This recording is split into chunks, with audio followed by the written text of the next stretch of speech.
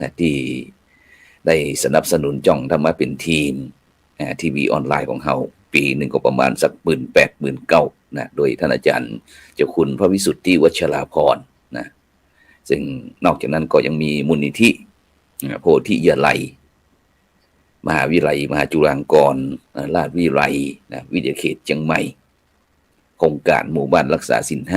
5โครงการวัดประชารัฐสร้างสุขพร้อมถึงคณะสงฆ์จังหวัดเชียงใหม่ซึ่งเจ้าวันนี้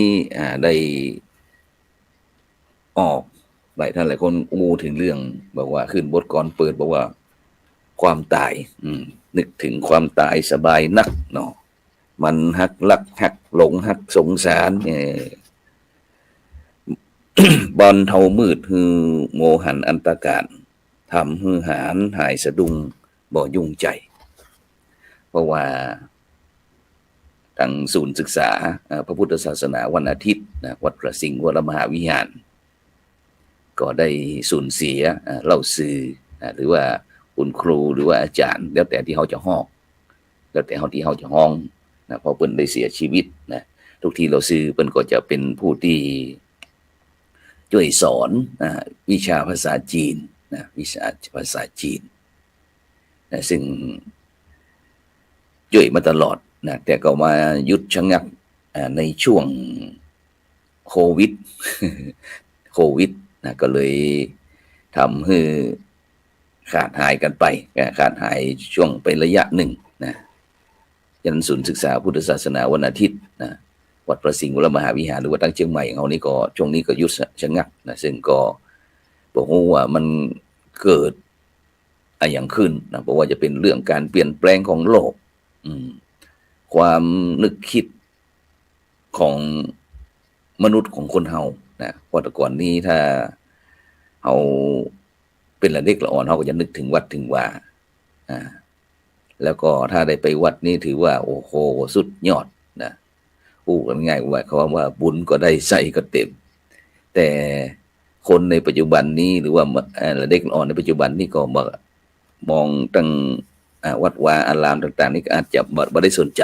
นะหมายความว่าบ่อยู่ในวงจรชีวิตนะก็ว่าได้นะฉะนั้นก็เป็นเรื่องที่บรรดาผู้ปกครอง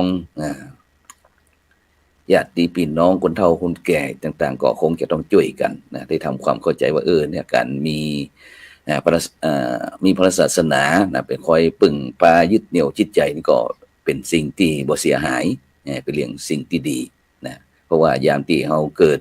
ปัญหาในชีวิตปัญหาในการดำเนินชีวิตบอกว่าจะเป็นเรื่องการไหว้พระสมาทานศีลการรักษาเจริญจิตภาวนาก็เป็นสิ่งที่เราจะต้องชำระกายกับชำระใจนะคือมันบริสุทธิ์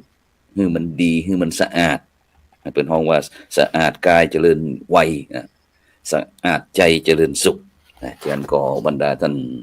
ผู้ฟังท่านผู้ชมมีความคิดเห็นจะได้ก็ส่งข้อความมาทางอินบ็อกซ์ได้นะซึ่งต้องขอบคุณนะคุณแม่ทองคำพรหมมินทร์FC ประจำนะช่องธรรมะเป็นทีมนะซึ่งความจริงเขาก็อยากจะให้หลายท่านหลายคนนะที่ยังบ่มีโอกาสได้ติดตามช่องธรรมะเป็นทีมนะก็ช่วยกันนะกดติดตามกดไลค์กดแชร์เพื่อเป็นธรรมทานยิ่งแชร์นักก็ได้บุญนักแชร์น้อยก็ได้บุญน้อยนะบ่แชร์ก็บ่ได้บุญนะฉะนั้นก็จ้องทำให้เป็นทีมของเขานี่ก็เช่นเดียวกันบรรดาท่านผู้ฟังทั้งหลายนะก็เพื่อที่จะเปิดโอกาสให้บรรดาท่านผู้ฟังท่านผู้ชมเนี่ยได้มีโอกาสสะดวกยิ่งขึ้นโดยเฉพาะการเข้าถึงธรรมะการเข้าถึงธรรมนะซึ่งทุกเจ้าเวลา 7:00 นเจ้าไปถึง 7:30 นนะเกินชั่วโมงก็จะได้พบกับคณะครูบาอาจารย์พระสังฆเจ้านะที่ได้นำหลักธรรมในทางพระพุทธศาสนานะหรือว่าประสบการณ์ หรือว่าอุดมการณ์อย่างความเชื่ออย่างต่างๆเหล่านี้นะมามาจากันนะฉะนั้นก็เป็นเรื่องที่น่าสนใจเพราะว่ามนุษย์คนเฮาในปัจจุบันนี้นะอย่างที่เฮาติดตามเนี่ยนะป่อฆ่าลูกลูกฆ่าป่อป่อฆ่าแม่แม่ฆ่าป่อปี่ผิดน้องน้องผิดปี่ลูกไปผิดกับแม่เท่าแม่เท่าผิดกับลูกไปลูกไปผิดกับป่อ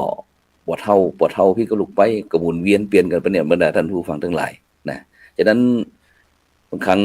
หลายท่านหลายคนเขาจะได้ยินบางครั้งบอกว่าละครน้ำเน่านี่นะเคยได้ยินเป็นว่านะไม่ใช่ว่าเขาว่านะเป็นว่ามาก็เลยว่าบรรดาท่านผู้ฟังท่านผู้ชมฟังฉะนั้น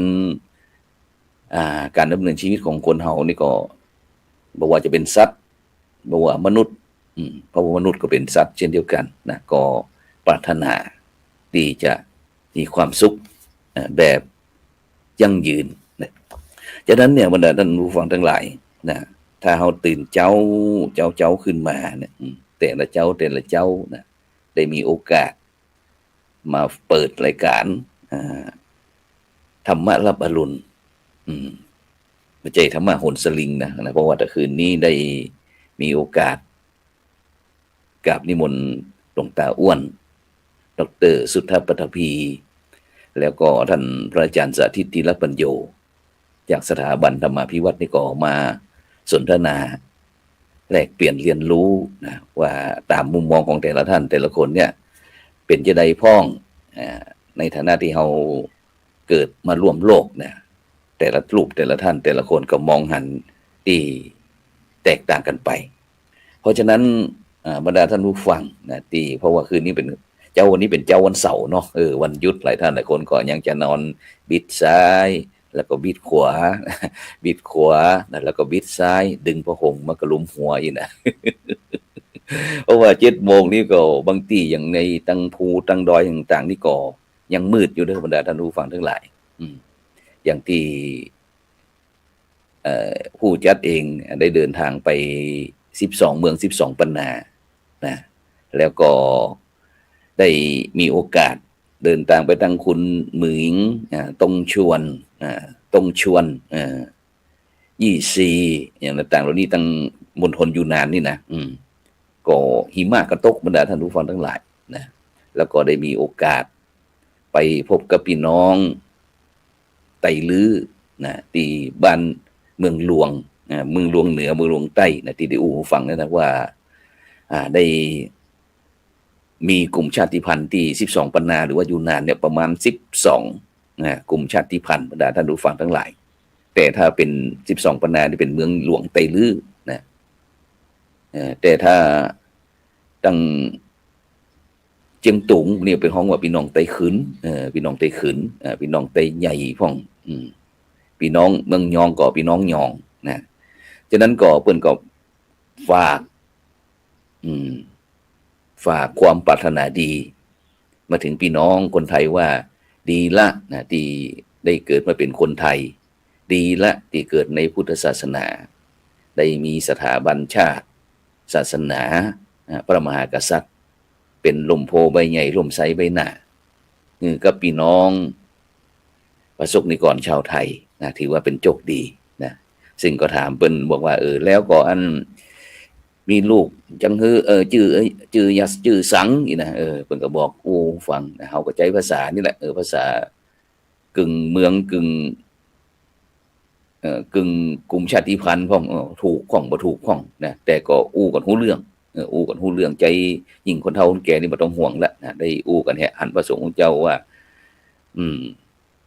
บอกว่าฮู้ว่ามาจากประเทศไทยนี่เพิ่นดีใจก็ฝากไว้บอกว่าเนี่ยประเทศไทยโชคดีบ่เหมือนหมู่เปิ้นนะปัจจุบันก็ถ้ามีลูกมีหลานเปิ้นก็ส่วนมากก็จะส่งมาที่ประเทศไทยมาศึกษาห้ำเรียนรู้นะเพราะว่าอยากจะให้ละเด็กละอ่อนคนรุ่นใหม่ลูกหลานเปิ้นเนี่ยได้รู้จักพื้นเพเปิ้นถ้าคนเฮาว่ากำพืช พื้นฐานนะว่าเฮาเป็นอย่างพ้องอย่างเฮาเป็นคนเมืองเป็นคนอีสานคนใต้คนภาคกลางเพราะว่าสมัยก่อนเพิ่นจะฮ้องว่า ตั้งลูกทุ่งตั้งลูกกรุงอย่างพวกนี้นะแต่ในปัจจุบันนี้อินดี้ ผสมปนเปเป็นห้องว่าแก่งโฮะนะพอดีได้ไปฉันพระทหารเพลนะมีเจ้าศรัทธานานอุดเมืองหรือว่าพี่นานทีละศิษย์เก่าวัดพระพุทธบาทตากผ้าตำบลมะกอกอำเภอปราสาทจังหวัดลำพูนเมื่ออยู่กับพระครูโสพลเมื่อเปิ้นสมัยเปิ้นเป็นพระน้อยพระครูโสพลไปศึกษาหำเฮียนที่วัดพระพุทธบาทตากผ้าสมัยหลวงพ่อพระครูเวฬุวรรณพิทักษ์หรือว่าครูบามหาเขื่อนครูบามหาเขื่อนก็ได้มีโอกาสได้พบได้เจอเนี่ย30 กว่าปีที่เนี่ย30 กว่าปีที่จากกันแล้วก็ไปพบกันที่วัดหลวงไตรลื้อพี่นานอุ่นเมืองหรือว่านานทีละเปิ้นก็อู้ฟังนะว่าจำได้เฮาก็พยายามคนกว่านึกถึงเพราะมัน20 กว่าปีที่เฮาบ่ได้พบได้เจอกันวันนั้นเปิ้นก็ร่วมกับพี่น้องเมืองหลวงได้เป็นเจ้าภาพถวายพระทหารเพลวันนั้นนะแล้วก็ แม่แสงนางแสงเนี่ยนะที่แม่อุ้ยแสงเปิ้นเป็นเจ้าของร้านอาหารเปิ้นก็ถวายแกงโฮะอู้ถึงแกงโฮะเฮาก็นึกว่าแกงโฮะเหมือนบ้านเฮานี่ใกล้นะทำไปทำมาก็คือแกงผักรวมแกงผักรวมใส่นั้นใส่นี้ผักไม่ใส่หญ้าอันอย่างต่างมาทั่วมาเขือมาผักข้าวโพดใส่แกงแบบเมืองเขาเนี่ยแล้วก็นี่ของนี่ฉะนั้นเราเปิ้นก็ฝากว่าพระพุทธศาสนาที่เมือง12 ปันนาเนี่ยถ้าต่างรอบนอกเมืองนี่เป็นเมืองเชียงหุ่งเชียงลุงพระพุทธเจ้ามาแจ้งที่หั่นมาแจ้งที่หั่นก็ว่าทำนายว่าในอนาคตโดยเฉพาะอันพระเจ้าเหยียบโลกเปิ้นก็บอกว่าในอนาคตจะมีความการกุ้งเมืองและจะมีเมืองหลวงชื่อว่าเชียงลุงเชียงลุงก็รุ่งเช้ารุ่งเจ้านั่นน่ะฉะนั้นเพิ่นก็ฝากว่าอันช่วยกันดูแลพุทธศาสนาเด้อเพราะถือว่าเป็นสมบัติล้ำค่าที่บรรพบุรุษบรรพชนของพี่น้องเฮาเนี่ยได้สืบสานรักษาไว้เพื่อที่จะเป็นเกราะป้องกันเรื่องความทุกข์เรื่องความทุกข์เนี่ยเพิ่นก็เข้าใจเฮาก็ยินดีก็มายินดีนำอ้ออีนะ ก็มาให้บรรดาท่านผู้ฟังท่านผู้ชมเนี่ยได้ฮู้นะแล้วก็หลายกรรมที่พระครูโสพลเมื่อ40-50 ปีก่อนเปิ้นจากันเนาะเฮาก็นึกถึงสมัยที่เฮายังอ่อนน้อยว่าคำเหล่านี้ก็ยังกรรมเหล่านี้ก็ยังมีใจแล้วก็มาถึงปัจจุบันได้ยินปุ๊บแล้วก็เฮ้ยอีนะละอ่อนมื้อนี้ยังเฮ้ย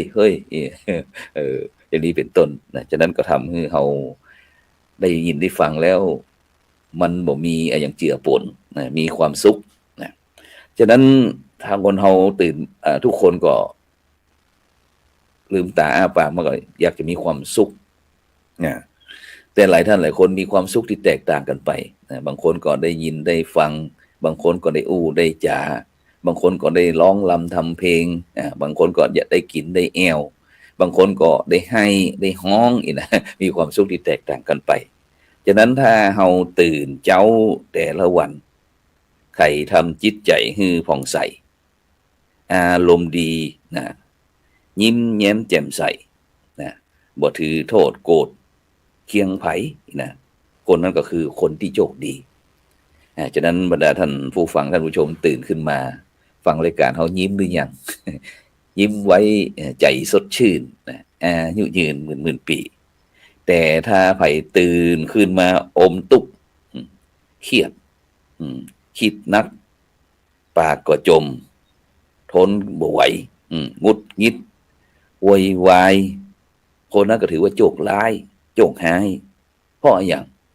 เพราะว่าชีวิตบ่มีความสุขนะฉะนั้นอารมณ์ดีเนี่ยบรรดาท่านผู้ฟังทั้งหลายก็คือภาวะของความสุขหน้าตาเฮานี่มันแจ่มใสนะ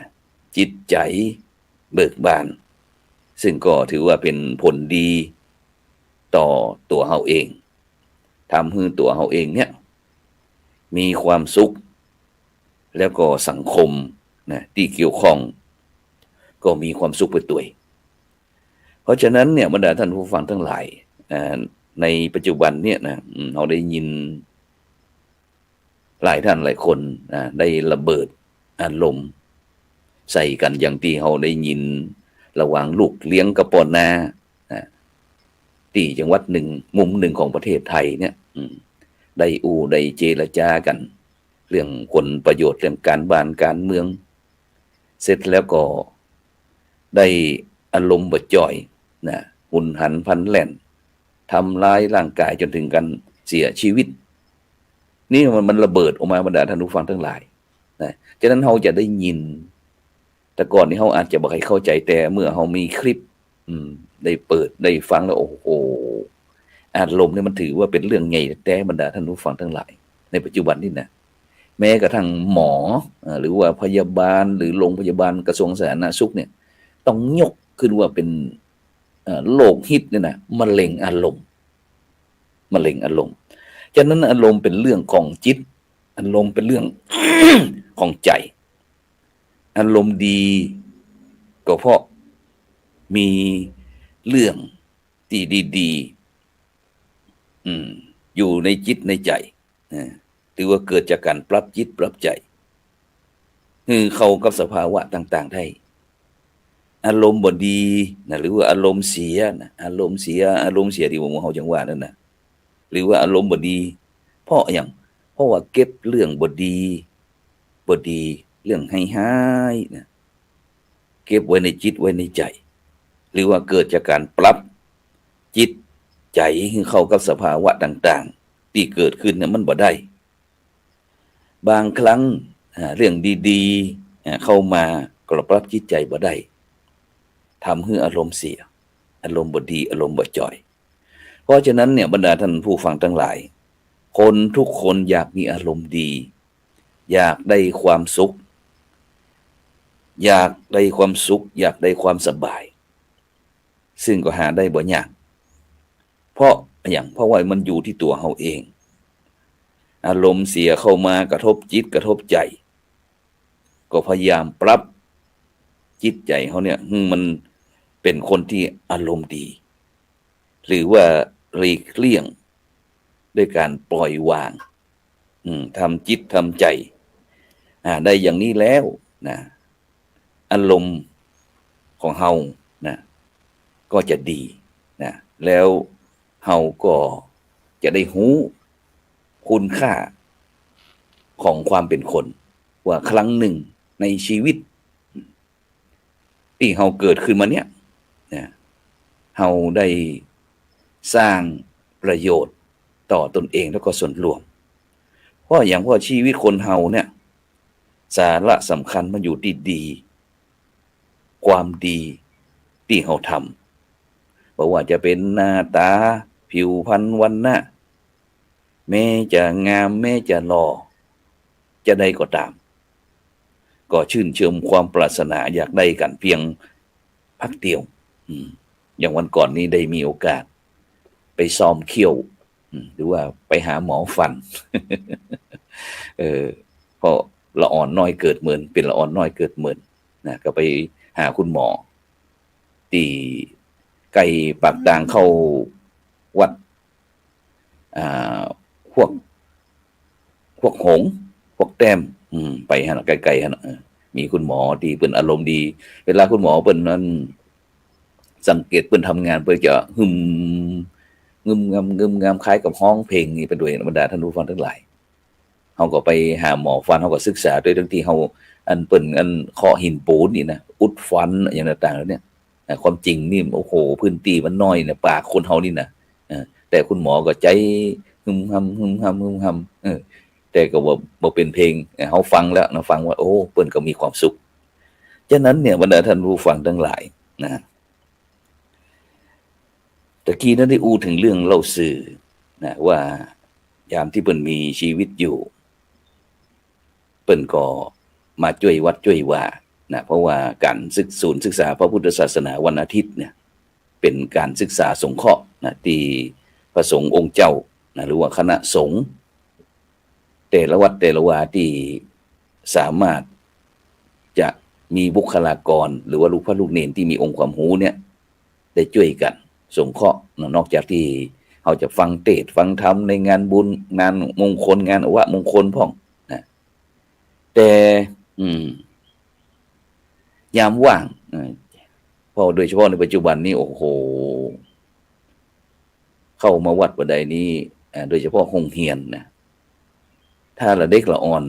คนไทยเขาสนใจยังเล่นโทรศัพท์นี่บรรดาท่านผู้ฟังทั้งหลาย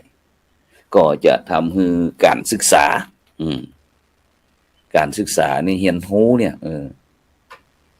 ย่อมจะทำให้เป็นคนที่มีสติปัญญานักขึ้นตัวแต่เราดูเราไปชะโงกคอพอแล้วโอ้นะน่าสมเพชเวทนาน่าอีดูสงสารลูกพระลูกเนนนะเพราะว่าบ่สามารถที่จะควบคุมตนเองได้นะโดยเฉพาะสิ่งที่ควรเรียนรู้วิชาความรู้ต่างๆนะที่เราจะสามารถนำไปประยุกต์ใช้ในการดำเนินชีวิตในการที่จะใหญ่จะโตเป็นผู้รักผู้ใหญ่จากวัยละเด็กละอ่อน10 ปีอาบน้ำยังบ่ฮู้จักหนาวนะ20 ปีเป็นบ่าวสาวบ่ก่าย30 ปีนะบ่นายสงสาร40 ปีเนี่ยการเป็นเหมือนฟ้าผ่า50 ปีสาวน้อยดาบ่เจ็บใจ60 ปีไอเหมือนฝานโขก70 ปีมาโหกลาเต็มตัว80 ปีไข้หัวเป็นบีให้90 ปีใครก็ตายบ่ใครก็ตายบรรดาท่านผู้ฟังทั้งหลายฉะนั้นเนี่ยเสียดายวันเวลาเพราะว่าเด็กละอ่อนในปัจจุบันนี่อาจจะยังบ่ได้รู้กันประโยชน์ของการใช้เวลาเพราะว่ามนุษย์คนเฮาเกิดมาก็บ่กี่หมื่นสัก30,000 กว่าวัน30,000 กว่าวันก็ไปละลาโลกกลับบ้านเก่าอยากไปบ่อยากไป จะอยากกลับบ่อยากกลับก็ต้องกลับเพราะฉะนั้นเนี่ยท่านทั้งหลายนะเป็นสิ่งที่ตั้งรายการเฮาห่วงก็แล้วกันนะคอมเมนต์ไว้ได้ไว้ก็แล้วกันว่าถ้าเล็กอ่อนของเขาในปัจจุบันยังเป็นแบบนี้นะในอนาคตนี่ก็น่าเป็นห่วงนะความจริงก็ได้รับหมดละในปัจจุบันนี้บอกว่าสถาบันครอบครัวชุมชนสังคมประเทศชาติเพราะว่าเราได้มีโอกาสลงพื้นที่เกี่ยวกับโครงการหมู่บ้านรักษาศีล5นะยังตีมันสุกซ่อนอยู่ในจ่องบ้านห้องบ้านในชุมชนต่างเขาจะหันหมดเลยนะเพราะอย่างโครงการหมู่บ้านรักษาศีล5นี่ก็จะไปดูถึงแม่ก็เรื่องปากเรื่องท้องเรื่องสุขภาพกายสุขภาพใจแล้วก็แม้กระทั่งง่ายแม้ยาเสพติดพ่องเรื่องปัญหาบ่มีพ่อมีเกิดมาแล้วบ่มีพ่อมีแม่พ่องอย่างต่างๆที่มันซุกซ่อนในบรรดาท่านผู้ฟังทั้งหลายนะฉะนั้นก็น่าเป็นห่วงฉะนั้นเมื่อโยมพ่อโยมแม่บรรดาท่านผู้ฟังมีลูกมีหลานก็จำเป็นที่จะต้องคอยจำจี้จำชัยสักน้อยหนึ่งซึ่งหลายท่านหลายคนก็อาจจะเจอมันเป็นสิทธิเสรีภาพอย่างต่างๆที่เข้ามาเนี่ยนะที่อาจจะมาด้วยรู้ไม่เท่าไม่ทันเหตุการณ์นะถ้าหมู่เฮาเป็นเจ้าพุทธมีสติปัญญาดีนะรู้เท่ารู้ทันรู้เท่าไว้กันรู้ทันไว้แก่ฮู้บ่เท่าบ่ทันบ่มีตั้งกันตั้งแก่เพราะในปัจจุบันเนี่ยจำเป็นนะบรรดาท่านผู้ฟังทั้งหลายนักโทษผู้ที่กระทำความผิดเนี่ยล้นคุกเลยล้นคุกนะจนเกินที่จะเยียวยาฉะนั้นหรือว่าเขาก็บอกเหมือนกันว่ามันอาจจะถึงเวลาแล้วก็ได้นะถึงเวลาแล้วก็ได้แต่ถึงเวลาแล้วมันหมายถึงอย่างนั้นกลุ่มเขาก็ไปช่วยกันคิดเอาช่วยกันคิดช่วยกันแก้ปัญหาอย่าสร้างปัญหาส่วนรวมมีปัญหาส่วนตัวก็พยายามแก้ปัญหาส่วนตัวให้ได้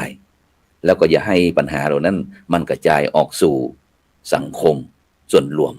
นะก็จะทำให้ปัญหามันหนักยิ่งขึ้นฉะนั้นก็อย่าลืมนะรับฟัง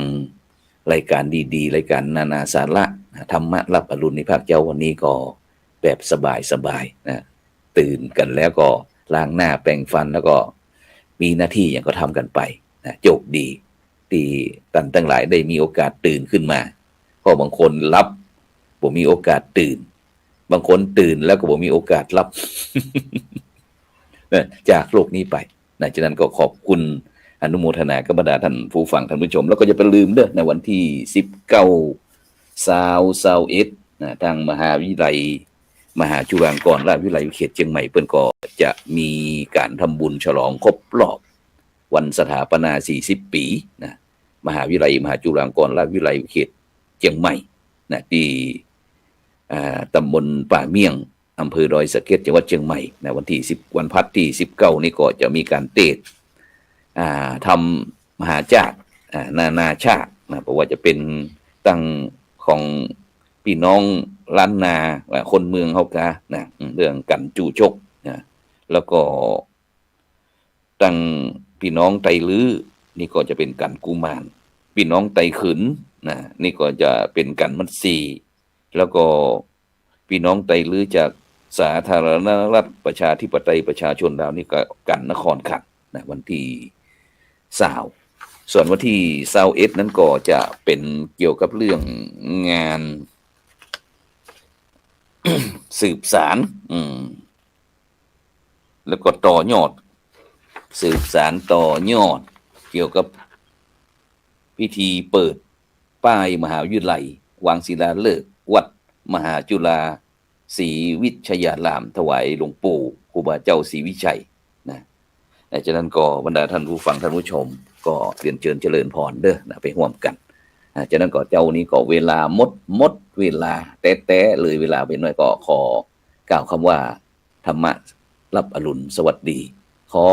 เจริญพร